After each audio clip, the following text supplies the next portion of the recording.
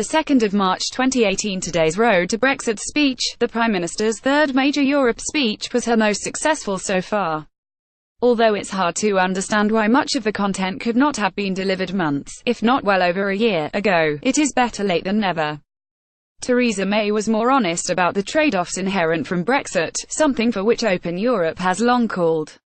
She said she wanted to be straight with people, and that the reality is, we all need to face up to some hard facts. Leaving the EU and Brexit will mean life is going to be different, and in some ways our access to the EU's markets, and their access to our markets, will be less than it is now. The Prime Minister also began to challenge the EU's own mantras and red lines, and to point to existing arrangements which provide useful precedents for the UK. In particular, she referred to the different agreements which the EU has made with the Ukraine, with Switzerland, with South Korea, and with Canada, as well as the agreement it had hoped to reach with the United States, TTIP. Theresa May is right to note that Britain cannot accept the rights of Canada with the obligations of Norway. She emphasized that all free trade deals were bespoke, but repeated her argument from her Florence speech that the UK and EU share the same fundamental beliefs, the same norms. The Prime Minister suggested that on goods there would be limited divergence, with standards remaining substantially similar. The UK would offer a reciprocal binding commitment to ensure fair and open competition, but only a strong commitment to maintain regulatory standards as high as the EU's.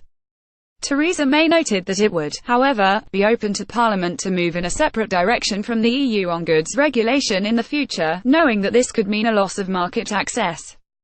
There was a specific acknowledgement of the problems of the Irish border as well as some limited new policy suggestions.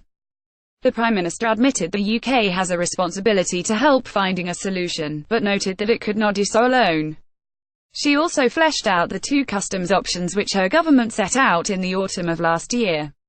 The Chancellor's customs partnership, a unconvincingly complex system of tariff mirroring, now seems to be the preferred choice rather than an also-ran, alongside a deep customs agreement. Open Europe examined both options in our Nothing to Declare report published last year. On services, there was an appeal to limit new barriers to trade, but no broad commitment to avoid divergence. On financial services, Theresa May ruled out passporting, which would require rule-taking, and instead called for a new reciprocal framework where both sides broadly maintained the same regulatory outcomes.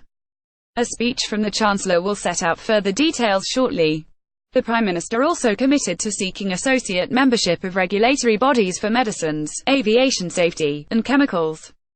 She emphasized that the UK had important expertise to contribute in these areas, but also underscored that it would be open to Parliament to reconsider these agreements in future.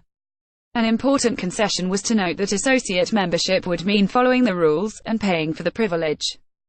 There were warm words about the valuable links and contributions made by EU citizens in the UK.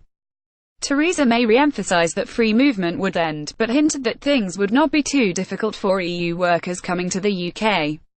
She floated the idea of an appropriate labour mobility framework to enable businesses and self-employed professionals to travel easily to provide services. Overall, Open Europe's view is that the Prime Minister's macro approach to Brexit is correct. The government is right to commit to leaving the single market and customs union, and to seek a new comprehensive and bespoke partnership. Otherwise the UK would have all the costs but none of the potential benefits of Brexit. This speech provided some long overdue details of her plans, but major questions remain to be answered. Nonetheless, this is a serious offer from the British government which the EU and member states must consider carefully.